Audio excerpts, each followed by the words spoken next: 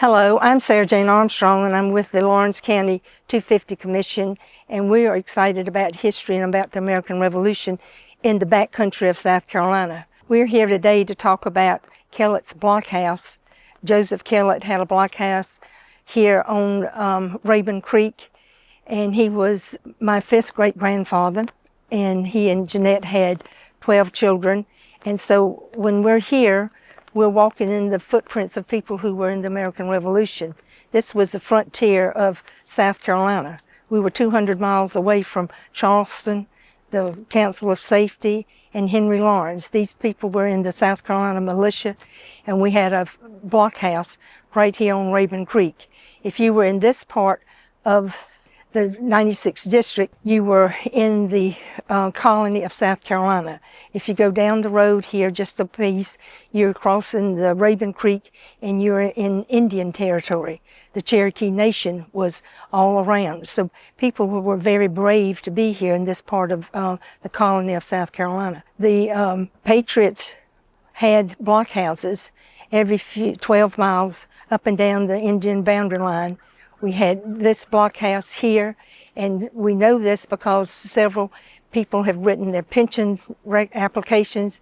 Matthew Brown has a very good pension application telling about being stationed at Kellett's Blockhouse and what happened here, and the settlers that were up in this part of the frontier, they would come to this blockhouse. And over on Durbin Creek, we had another blockhouse about 12 miles away, and that was Ellison's Fort, or Allison's Fort. If you come on down the Reedy River, we had another blockhouse called Brown Station. Patrick Cunningham had owned some of that property, but the Patriots got it. And then later on, we had another one, Fort Lindley, and there was a big skirmish there with over 300 people participating in that skirmish. And the Patriots won that one, and Jonathan Downs was at Fort Lindley. And then you go further down, and we had Hayes Station, a blockhouse there, and that was a brutal massacre there with Bloody Bill Cunningham, and that happened after the war. And then you would go on down to Hammond's Store, and that was a cavalry battle there. And all these, and Musgrove Mill had their battles, and all that gave momentum to the backcountry and to the Patriots to continue fighting.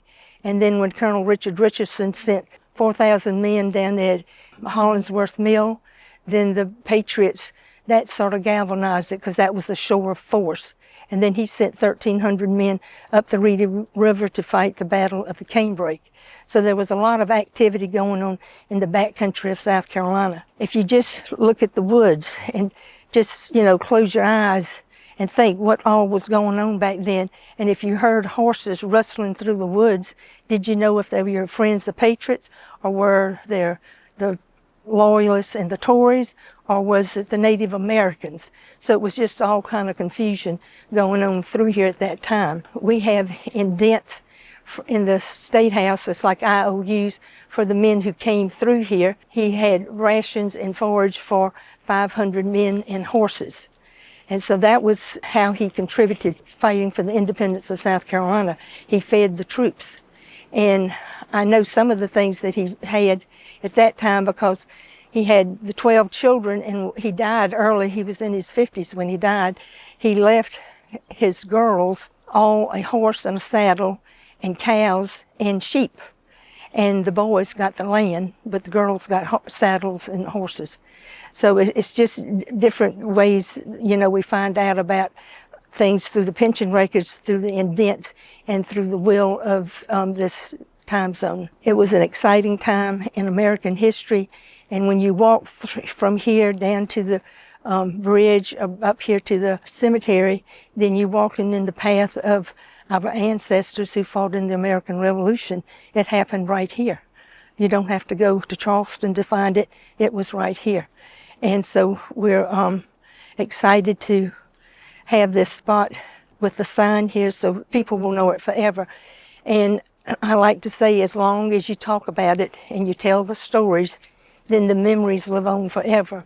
It's when you stop talking about it, it's when your children and your grandchildren do not know the stories of the American Revolution.